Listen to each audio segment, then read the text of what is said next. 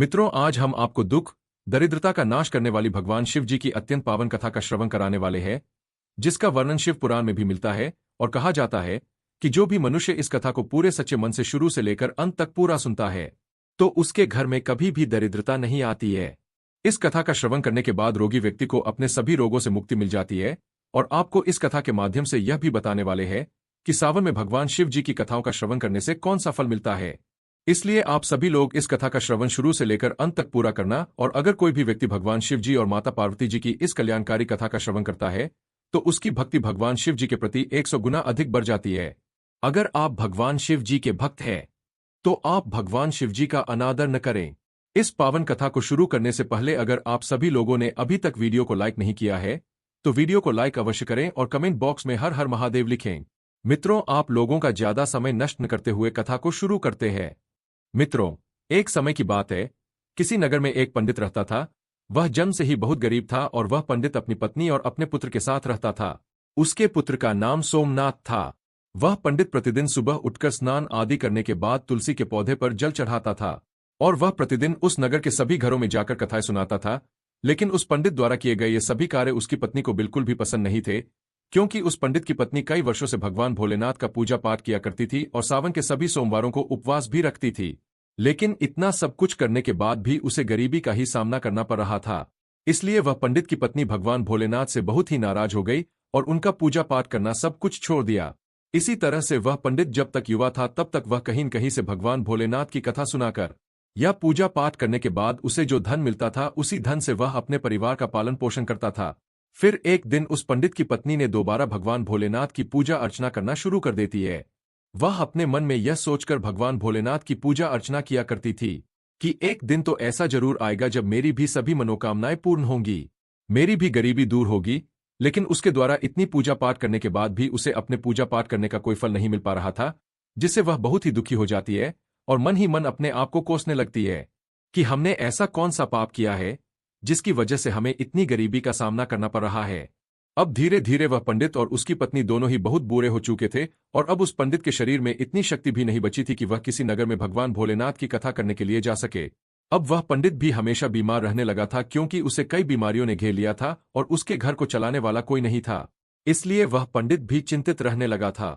धीरे धीरे से उसके घर में कुछ नहीं बचा, उसे दाने दाने के लिए झुंझना पड़ गया था। तब वह पंडित की पत्नी बहुत ही क्रोधित हो जाती है और एक बार फिर से क्रोध में आकर भगवान भोलेनाथ की पूजा अर्चना करना छोड़ देती है और अपने पति से भी भगवान भोलेनाथ की पूजा अर्चना करने से मना करने लगती है। लेकिन वह पंडित भगवान भोलेनाथ की पूजा अर्चना करना नहीं छोड़ता है। तब एक दिन वह क्रोधित होकर अपने पति से कहती है, हम दोनों यह कब तक भगवान भोलेनाथ की पूजा अर्चना करते रहेंगे, क्योंकि भगवान शिव शंभू की पूजा अर्चना करते करते हम दोनों बहुत ही बुरे हो चुके हैं, लेकिन अभी भी हमें इतनी पूजा पाठ करने का कोई फल प्राप्त नहीं हुआ है। हम इतनी गरीबी से जूझ रहे हैं, यहां तक हमारी गरीबी दूर ही नहीं हुई है, बल्कि हम इसके उल्टा पहले से और भी ज्यादा गरीब हो गए हैं।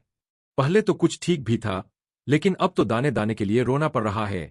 उस पंडित की पत्नी उस पंडित से आगे कहती है, ए नाथ, मैं ही मूर्ख हूं जो मैंने एक बार भगवान भोलेनाथ की पूजा अर्चना करना बंद करके दोबारा से शुरू कर दी और मैंने सावन के सभी सोमवारों को ना तो दिन देखा ना रात देखी। दिन से रात तक भगवान भोलेनाथ की पूजा अर्चना की और उपवास भी रखा, प्रतिदिन जप तप करके अपने ही शरीर को कमजोर कर लिया। यह सब करने के बाद भी मुझे इसका कोई फल नहीं मिला, और अब तुम्हारा शिव क्या देगा जो तुम प्रतिदिन शिवलिंग पर जल अर्पित करते हो। अपनी पत्नी की बात सुनकर वह पंडित उसे कुछ भी नहीं कहता है, क्योंकि उसे अपने आराध्य भगवान भोलेनाथ पर पूरा विश्वास था। उधर उसका पुत्र सोमनाथ अभी शिक्षा ग्रहण कर रहा था और कुछ ही दिनों में उसकी शिक्षा दीक्षा पूरी हो गई।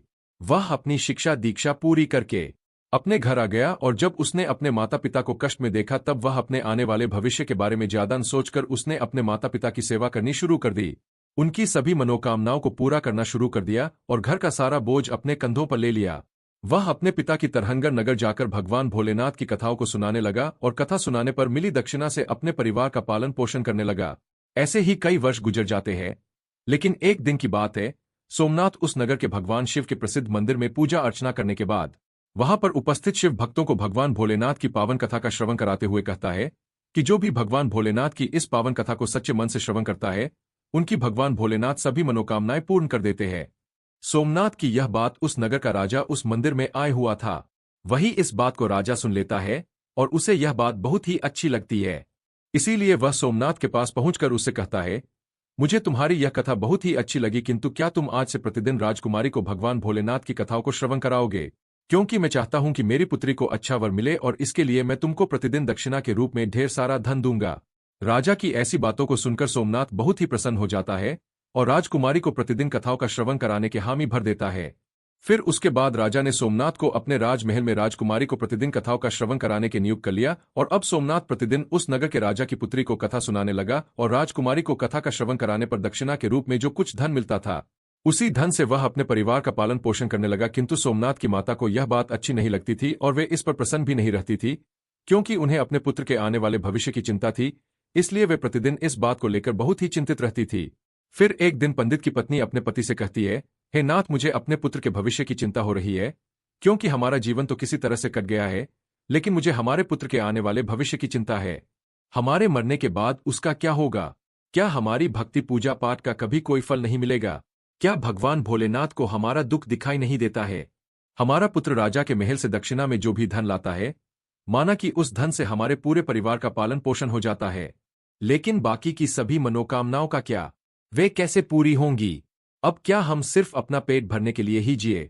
ईश्वर ने अपनी आंखें क्यों बंद कर रखी है? क्या हमारे पुत्र को हमारी तरह ही जीवन भर गरीब रहना पड़ेगा?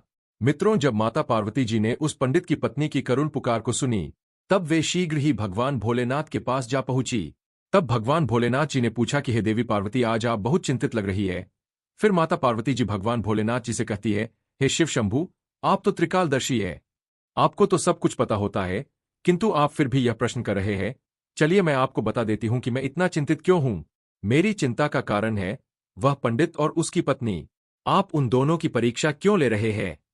हे प्रभु, वह पंडित तो आपका परम भक्त है, लेकिन आपने सिर्फ उसके जीवन को कठिनाइयों से ही भरा है।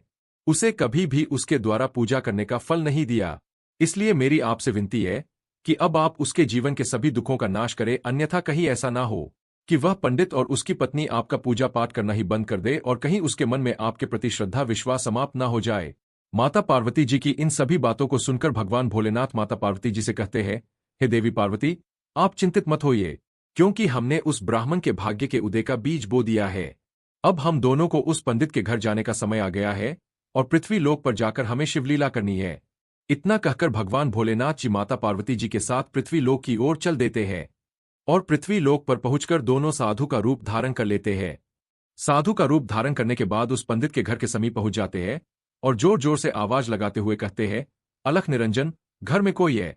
तब उनकी आवाज सुनकर वह बूढ़ा पंडित घर से बाहर निकलता है और उन्हें प्रणाम करते हुए कहता है, हे मुनिवर, आपका स्वागत है, बताइए मैं आपकी किस तरह से मदद कर सकता हूं? तब साधु का रूप धारण किए हुए भगवान भोलेनाथ ने उस पंडित से कहा कि आज की रात्रि में हम आपके घर पर विश्राम करना चाहते हैं। तब वह पंडित अपने मन में सोचने लगा कि ये तो हमारे अतिथि है, मुझे इन्हें मना नहीं करना चाहिए, क्योंकि अगर इन्हें बुरा लग गया तब ये मेरे पूरे परिवार सहित श्राप दे सकते हैं। लेकिन मैं किस तरह से इनका अतिथि सत्कार करूंगा, क्योंकि जैसे तैसे करके मेरा पुत्र जो धन लेकर आता है उससे किसी तरह से हमारे परिवार का पालन पोषण होता है और कुछ भी नहीं बच पाता है। इसलिए मैं इनके भोजन का प्रबंध कैसे कर सकता हूं? अपने मन में इतना सोचकर उसने कहा कि मुनिवर, मेरा पुत्र इस नगर के राजा की पुत्री को कथा सुनाकर दक्षिणा में जो भी धन लाता है उसी से एक वक्त के लिए हम तीनों के भोजन की पूर्ति होती है। इसलिए मैं कुछ भी करके सिर्फ एक समय के लिए ही भोजन का प्रबंध कर सकता हूं।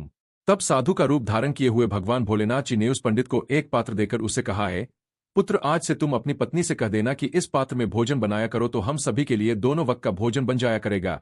फिर इस प्रकार से उस पात्र में भोजन बनाने से सभी के लिए दोनों वक्त के भोजन की पूर्ति हो जाती है। यह दृश्य देखकर तीनों बहुत ही आश्चर्य में पड़ गए थे और बहुत ज्यादा भयभीत भी हो गए थे। मित्रों, उसके अगले दिन सुबह उठकर सोमनाथ राजकुमारी को कथा सुनाने के लिए जा ही रहा था कि तभी अचानक से साधु का रूप धारण किए हुए भगवान भोलेनाथ जी ने सोमनाथ से पूछा कि पुत्र, तुम कहाँ जा रहे हो? तब सोमनाथ उनसे कहता है, हे मुनिवर, मैं तो अब इस नगर के राजा की पुत्री को कथा का श्रवण कराने के लिए जा रहा हूं। तब साधु का रूप धारण किए हुए भगवान भोलेनाथ जी ने सोमनाथ से कहा कि हे पुत्र, आज जब तुम राजकुमारी को कथा का श्रवण कराने के लिए जाओ तो तुम उससे पूछना कि वह अपनी किस मनोकामना की पूर्ति होने के लिए प्रतिदिन भगवान भोलेनाथ की कथा का श्रवण करती है। यह सुनकर सोमनाथ राजमहल में पहुंच जाता है और राजकुमारी को कथा का श्रवण कराने लगता है। राजकुमारी को कथा का श्रवण कराने के बाद सोमनाथ उसी प्रश्न को राजकुमारी से पूछता है कि तुम अपनी किस मनोकामना की पूर्ति होने के लिए प्रतिदिन कथा का श्रवण करती हो? तब राजकुमारी सोमनाथ से कहती है, मैं अपनी इस मनोकामना की पूर्ति होने के लिए प्रतिदिन भगवान भोलेनाथ की कथाओं का श्रवण करती हूँ, जिससे मुझे ऐसा कोई वर मिले जिसकी चर्चा पूरे नगर में सभी करें। उसके मस्तक पर चंद्र और सूरज हो और उसका भाग्य इतना अच्छा हो कि उसके घर में किसी भी चीज की कोई कमी ना हो। वह ऐसी बारात लेकर आए जैसी अभी तक किसी ने देखी ना हो। राजकुमारी की इन बातों को सुनकर सोमनाथ घर वापस लौट आता है और घर पर पहुंचकर साधु रूपी भगवान भोलेनाथ को सारी बातें बता देता है।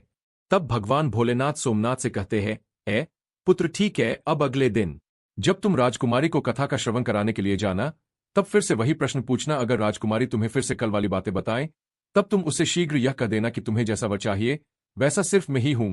इतना कहकर वहां से भाग आना। तब अब सोमनाथ उस साधु रूपी भगवान भोलेनाथ जी से कहता है, हे मुनिवर, कहा मैं गरीब पंडित, और कहा वह इस नगर के राजा की पुत्री, भला हमारा विवाह कैसे हो सकता है? और मेरा घर तो उसके द्वारा दी दक्षिणा पर चलता है।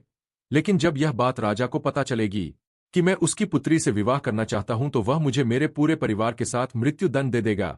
इसलिए आप मुझे क्षमा कर दीजिए, क्योंकि मैं ऐसा नहीं कर सकता हूं। सोमनाथ की बात सुनकर साधु रूपी भगवान भोलेनाथ जी ने सोमनाथ से कहा कि है पुत्र, ठीक है, हम अभी तुम्हें तुम्हारे पूरे परिवार के साथ अपने अभिशाप से भस्म कर देते हैं। वैसे ही सोमनाथ पहले से ही उनके चमत्कार से बहुत भयभीत था। उनकी ऐसी बातों को सुनकर और ज्यादा भयभीत हो गया था और अपने मन में सोचने लगा कि मुझे और मेरे परिवार सहित राजा साहब तो बाद में मृत्यु दंड देंगे, उससे पहले यह तो अभी ही अपने श्राप से भस्म कर देंगे। अपने मन में इतना सोचकर फिर उसने ऐसा करने का उन्हें विश्वास दिलाया और राजकुमारी को भगवान भोलेनाथ जी की कथा का श्रवण कराने के लिए राजमहल की तरफ निकल गया। राजमहल पहुंचकर वह राजकुमारी को भगवान भोलेनाथ जी की कथा का श्रवण कराने लगा। उसके बाद उसने राजकुमारी से फिर से पूछा कि आप अपनी किस मनोकामना की पूर्ति के लिए भगवान भोलेनाथ जी की कथा का श्रवण करती हो? तब राजकुमारी ने फिर वही जवाब दिया जो उसने पहले दिन दिया था। उसके बाद सोमनाथ ने राजकुमारी से कहा कि हे राजकुमारी, तुम्हें जैसा वर चाहिए वैसा वर मैं ही हूं। इतना कहकर सोमनाथ शीघ्र राजमहल से भागकर अपने घर आ गया। लेकिन सोमनाथ की ऐसी बातों को सुनकर राजकुमारी बहुत ही क्रोधित हो गई। फिर उसने अपनी एक दासी को बुलाकर उसे सब कुछ बता दिया और कहा कि मेरी यह पूरी बात पिताजी को बता देना। फिर जब यह बात राजा को पता चली, तब वह भी सोमनाथ पर बहुत क्रोधित हो गया और उसने राजकुमारी को भरोसा दिलाया कि उस उदंड पंडित को इसके लिए अवश्य सजा मिलेंगे। फिर राजा ने शीघ्र ही अपने मंत्रियों को दरबार में बुला लिया और उनसे विचार विमर्श करने लगा। तभी उसके महामंत्री ने उस राजा से कहा कि है राजन, उसने अपराध तो फांसी दिए जाने वाला किया है, लेकिन वह तो एक पंडित है, क्योंकि अगर आप उसे फांसी दे देते हो तब आपको एक ब्रह्मा हत्या का घोर पाप लगेगा। इसलिए हमें उसे कुछ अलग से दंडित करना चाहिए, जिससे आपको ब्रह्मा हत्या का घोर पाप भी न लगे। मित्रों, फिर राजा काफी देर तक विचार विमर्श किया और अपने कुछ सैनिकों को बुलाकर उनसे विवाह करने के लिए अनुमति दे दी है। लेकिन राजा साहब की कुछ शर्तें हैं जिन्हें पूरा करना ही पड़ेगा, नहीं तो तुम्हारे पूरे परिवार को मृत्यु दंड दे दिया जाएगा। उन सैनिकों की बात सुनकर सोमनाथ के पिता बहुत ही भयभीत हो जाते हैं और उनसे कहते हैं, ही सैनिकों, हमें राजा साहब की किन शर्तों को पूरा करना पड़ेगा, उन शर्तों हमें बताने का कष्ट करें। तब राजा के वे सैनिक सोमनाथ के पिता से कहते हैं, हे ब्राह्मण, राजा साहब की पहली शर्त है कि सभी बारातियों के ठहरने के लिए कई सारे बारात घर बनाए जाए। सभी बारात घर बारातियों से भरे होने चाहिए, कोई भी बारात घर खाली नहीं बचना चाहिए। दूसरी शर्त यह है कि बारातियों के अतिथि सत्कार में बनाया गया भोजन बचना नहीं चाहिए। तीसरी शर्त यह है कि ऐसी अद्भुत बारात होनी चाहिए जिसकी प्रशंसा इस नगर के सभी लोग करें, और अगर बारात के पहुंचने पर हमारी कोई भी शर्त अधूरी पाई जाती है, तब बारात में आए हुए सभी बारातियों को भी मृत्यु दंड दे दिया जाएगा। राजा के सैनिकों की बात सुनकर सोमनाथ और उसके पिता बहुत ही भयभीत हो जाते हैं, यहां तक कि उनके हाथ पैर तक कांपने लगते हैं। तब साधु रूपी भगवान भोलेनाथ जी ने उनसे कहा कि तुम मत डरो, बल्कि अपना उत्तर देकर राजा के सैनिकों को विदा करो कि आप विवाह की तैयारी शुरू करें। हम बारात वाले दिन बारात लेकर पहुंच जाएंगे। फिर सोमनाथ ने अपना उत्तर उन सैनिकों को बताकर उन्हें विदा कर दिया और वह सैनिक राजमहल पहुंचकर राजा को सारी बातें सुना देते हैं। लेकिन जब राजा को सोमनाथ की तरफ से सकारात्मक उत्तर प्राप्त होता है, तब वह बड़े ही आश्चर्य में पड़ जाता है और वह अपने मन में सोचने लगता है, आखिर वह गरीब पंडित किसके भरोसे पर इतनी दुर्लभ शर्त के बावजूद भी मेरी पुत्री से विवाह करने के लिए तैयार है? क्या मेरा कोई दुश्मन उसका साथ दे रहा है? इसी तरह के कई विचार उसके मन में उठते रहते थे। उसके बाद उसने उस नगर के कई घरों को बारात घर की तरफ सजा दिया और कई सारे तंबू का प्रबंध भी कर दिया। राजा ये सब यह सोच कर रहा था कि कहाँ वह पंडित इतने अधिक बारातियों को ला पाएगा, और जब अधिक बाराती न आने पर वह मेरी शर्त हार जाएगा, फिर वह उसे पूरे परिवार सहित मृत्यु दंड दे देगा। इधर सोमनाथ उस नगर में जिसे भी अपनी बारात में चलने के लिए कहता था, वह उसे यह कहकर मना कर देता था कि नहीं, मुझे इतनी जल्दी नहीं मरना है, तुम्हारा तो अंतिम समय निकट आ गया है, इसलिए हम तुम्हारे साथ बारात में मरने के लिए क्यों जाए। उन सभी की ऐसी बातों को सुनकर सोमनाथ बहुत ही परेशान रहने लगा था, क्योंकि अभी तक उसके साथ बारात में चलने के लिए कोई भी व्यक्ति तैयार नहीं हुआ था। फिर विवाह का दिन भी आ गया और विवाह वाले दिन सोमनाथ और भी ज्यादा चिंतित था। जब साधु रूपी भगवान भोलेनाथ जी ने सोमनाथ को बहुत परेशान देखा तब वे सोमनाथ से बोले कि है पुत्र, आज तो तुम्हारा विवाह है और आज के दिन भी तुम इतना परेशान हो रहे हो। बताओ, तुम किसी बात को लेकर इतना चिंतित हो रहे हो? तुम हमारे रहते हुए चिंतित मत हो, हम तुम्हारे साथ हैं। तब सोमनाथ ने भगवान भोलेनाथ जी से कहा कि है मुनिवर, क्या फायदा आपको बताने का, मेरा तो भाग्य ही खराब है। वैसे भाग्य में जो लिखा होता है वही होता है। यही कहकर तैयार होकर उनके साथ राजमहल की तरफ चल देता है। मित्रों, फिर भगवान भोलेनाथ जी ने सोमनाथ की बारात में चलने के लिए सभी देवताओं, भूत, प्रेतों और गंधर्वों को मनुष्य रूप में सोमनाथ की बारात में चलने के लिए आमंत्रित कर लिया और सोमनाथ की बारात में शामिल कर लिया, जिसके कारण सभी बारात नाचते हुए बारात घर पहुंच गए।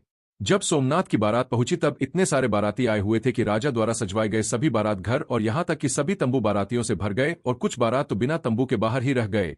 फिर जब राजा के पास सूचना भिजवाई गई कि बारातियों के ठहरने के लिए बारात घर और तंबुओं में जगह नहीं बची है, ठहरने के लिए और प्रबंध कराया जाए, तब राजा अपने मन में सोचने लगा कि अभी तो कोई भी उसके साथ बारात में आने के लिए तैयार नहीं था और अब कहां से इतने बाराती आ गए हैं। मुझे एक बार चलकर देखना चाहिए। इतना सोचकर राजा तुरंत ही वहां पहुंच गया और जब भगवान भोलेनाथ जी ने राजा को बारात में आया हुआ देखा तब उन्होंने शुक्र और शनिदेव को बच्चा का रूप धारण करवा दिया और उन्हें भूख के कारण विलाप करवा दिया। इधर जब उस राजा ने दोनों बच्चों को जोर जोर से विलाप करते हुए देखा तब उसने भगवान भोलेनाथ जी के पास पहुंचकर उनसे पूछा कि हे महात्मा, ये बच्चे इतना विलाप क्यों कर रहे हैं? तब साधु रूपी भगवान भोलेनाथ जी ने उस राजा को जवाब देते हुए कहा कि ये दोनों बच्चे बहुत भूखे हैं, इसलिए ये इतना विलाप कर रहे हैं। फिर राजा ने उन दोनों बच्चों को भोजन करने वाले स्थान पर भेज दिया। उसके कुछ ही देर बाद राजा के सैनिकों ने उनके पास आकर बताया कि है राजन, वे दोनों बच्चों ने तो सारा भोजन समाप्त कर दिया है और फिर भी वे दोनों जोर जोर से चिल्ला रहे हैं कि उन्हें भूख लगी है।